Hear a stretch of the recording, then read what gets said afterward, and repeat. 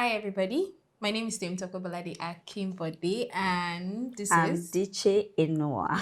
Both of us are writers and we've been running Writers Inc. for 6 years now. 2 women running a business. Yeah. And over the years... a lot of people have asked us, how are we doing this? How have we stayed in business without, killing each other or without going our separate ways, with money involved, with egos involved? Like, how have we been doing that? And so we thought, it'd be good to do a video so everybody can get their questions answered all at once. So this video is called Partnership Nuggets that have worked for us over the 6 years that we've been running our business. We believe and we hope that at the end of this video, you are definitely going to know how to run your business if you're in partnership with somebody. Yeah.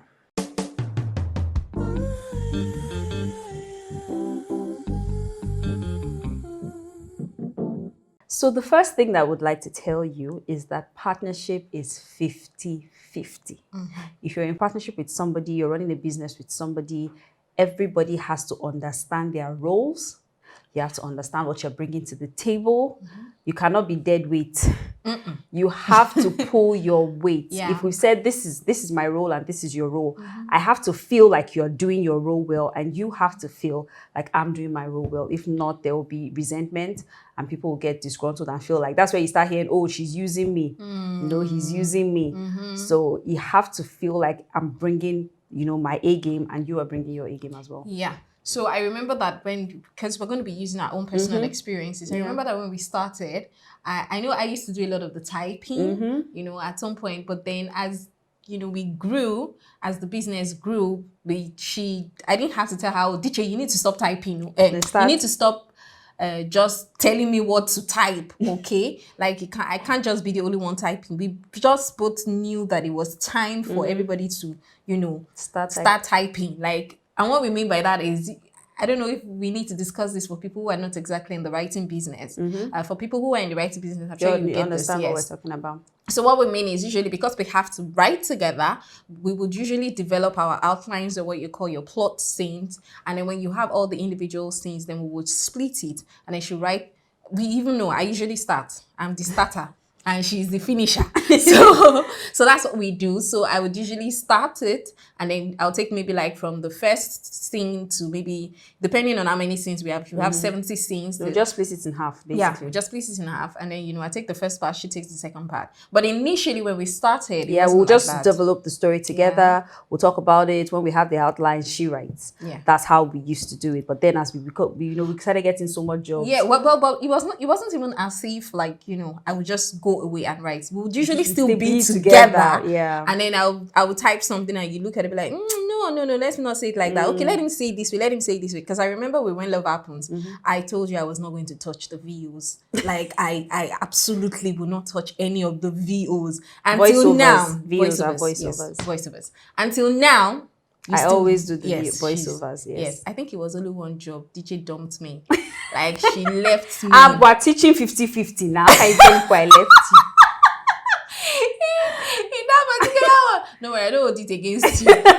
She was absolutely, and I suppose that would lead to other points that we're going to talk about understanding each other, knowing each other. So yes, in this 50-50 point that we're seeing, everybody has to practically bring in their A game and bring in their best A game. Yeah, whatever it is that's assigned to you, do it like, your life depends on. The other person has to feel helped at all times. So partnership is 50-50.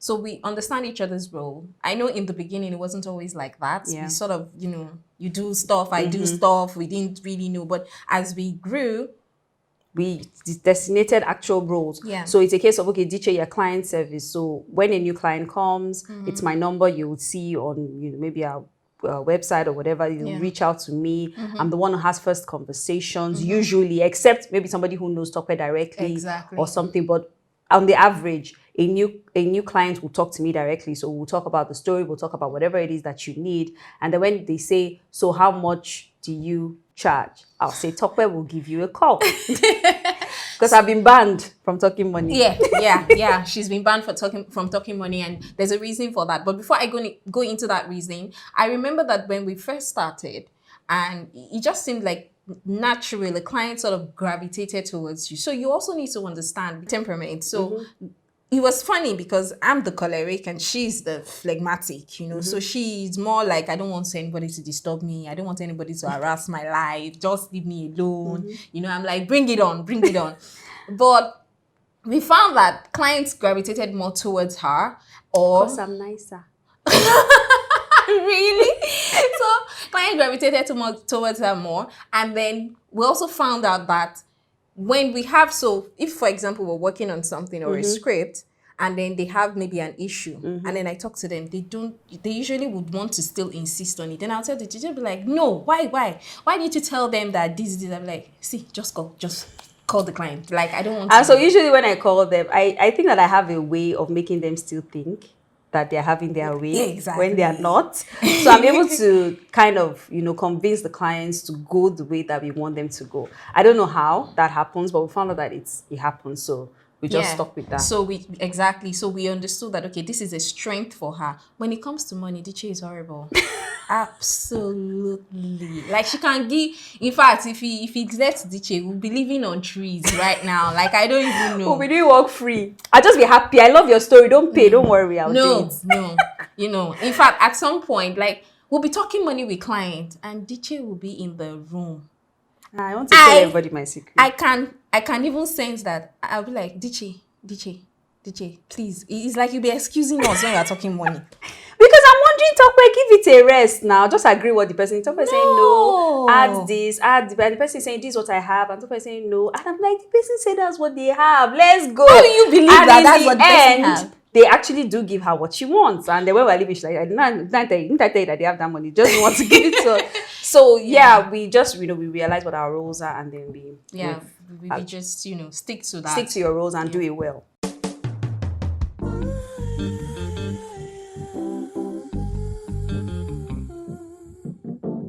The next thing is trust. That one is big. You cannot be in partnership with anybody. You cannot be in a business with somebody and you don't trust that person. Money is going to come in and out. So if you don't trust that the other person is not a thief, one. If you don't trust that the other person has your own interest at heart. If you don't, trust that the person will look out for you, then there's going to be trouble. Yeah, there will be. I don't know what we're talking about one day, and then you said to me, somebody did something and you were, and you're like, I never have to second guess. Yes, I never have to second guess myself. I never have to think that is Stockwell going to do this thing, and that stuck with me because, sometimes you just do stuff and you're not really, it's not like you're really paying attention so I think the key is even liking the person that you're in a partnership with, because you need to like somebody to be able to, I don't know, do you trust someone you don't like? I don't know if you, yes, I don't know. It would be way difficult. Yes, and very weird. Yes, because you don't even like the person in the first place. So you need to first like the person. I know that Diche is she's not the type of person, she doesn't have a lot of, like I want to go and visit friends or I want to know. She's not really like that. So for her to say you are my friend, that's heavy. So if she's going to call you a friend, then there is a certain level of respect or trust that you already have towards that person. And I think that has really helped us. The fact that we like each other, and then we trust each other. So we, like she said, we've been in a business or maybe some kind of conversations with some people, and I'm skeptical. Like, I feel like, is this person telling me the truth? Is this person that feeling that you have, like, is this person? But I find that we talk, but I don't feel like that. If she tells me it's A is A, I can go to, just take it.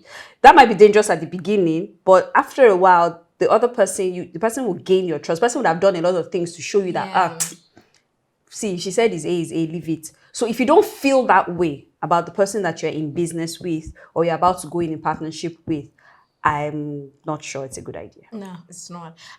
I also think that, to say that this is the level of expectation that you have of someone, I think it's a spiritual law where we're taught that if you want to see something, that you need to constantly say it. So let's even assume that the day that you said that to me, like, I wasn't really doing that, but when you said that to me, I just felt like, oh, yes, I was doing that, but Going it forward, was going for, like, I'm going to deliberately make sure that I don't ever have to make you feel this way, you know. So that was what that did for me when you said that to me. Like, I would deliberately make sure. Yes, I hadn't. It was not like I was, but it was not a conscious thing. Yeah, but now it's a conscious thing of I would be deliberate and make sure that I never have to. So even if anything is coming any which way, Teacher has to know. yeah, exactly. You know, so that's trust. You have to be able to. The person has to know that you have their backs. Yeah.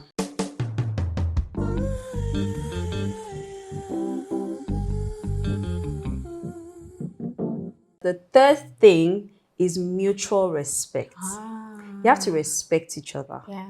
There'll be many times, and that's the truth. There'll be many times where things will happen, and there's a tendency to maybe want to talk down on the other person, or maybe say things with disdain, or even the way you look. No matter what the other person has done or is doing, or whatever position that person is in, you can't feel I'm better than this person. I'm more superior to this person. I don't know how you want to run your own partnership, but we're just telling you what works. Like, if you're going to be able to go on for the long haul, then you need to respect the person the way you want to be respected. True. So, for those who don't know, so we have the story of how we started this partnership, which is on our YouTube. You can check that out. And when we first started, you were a minister in church. And I was just, regular member. I mean, I was a member under you, and I could, there was that dynamic between us when we first started. The dynamic of, okay, this person is my minister. Yes, I call you Diche and everything, but this person is my minister. That's, spiritual, we're taught spiritual authority in church. And, this person is my minister. This person, there's a certain level of respect that I need to give you, that I need to accord to you. And so, but after a while, I realized that it started affecting me. Like, you probably didn't know, but but I didn't have to ask you to adjust anything. Because I remember having that discussion with my husband, and he said to me, he said, you need to adjust. That's what he said to me. I don't know that guy. That guy. And like, don't have respect. Oh, he knows I love him. And he said to me, he said, you need to adjust. You need to find a way to change that dynamic so that you guys are at par. Because if this partnership is going to work, then both of you need to be at par. And I'm saying this because if you are in a partnership with someone and you feel like that person is not respecting you, I didn't have to say anything to Diche. You probably didn't know that exactly. I was the one who had to adjust. And if you know anything about cholerics, you would know that they always want to be in charge. Yes, so it was quite a difficult journey for me. But I saw that gradually the mutual respect started. It wasn't just about, oh, this person is a junior under me or I'm a minister to this person. The relationship, the dynamics of the relationship changed. I cannot specifically say to you that, oh, this is what I did. I think that I just prayerfully did whatever it is that I like, just, talking to God about it, which is why when we're talking about this, we can't take away the God factor. So it was a gradual process. It wasn't an easy process. I cannot tell you it was an easy process. I had a lot of internal conflict. Yes, internal conflict. I had a lot of internal conflict, but eventually we are here where there is mutual respect, where you pay attention to the person's opinions. You don't discard it disrespectfully, even when we're talking, whether story, whatever it is that we're talking about. I always want to get your opinion. Sometimes you say, you know what I was saying? I say, no.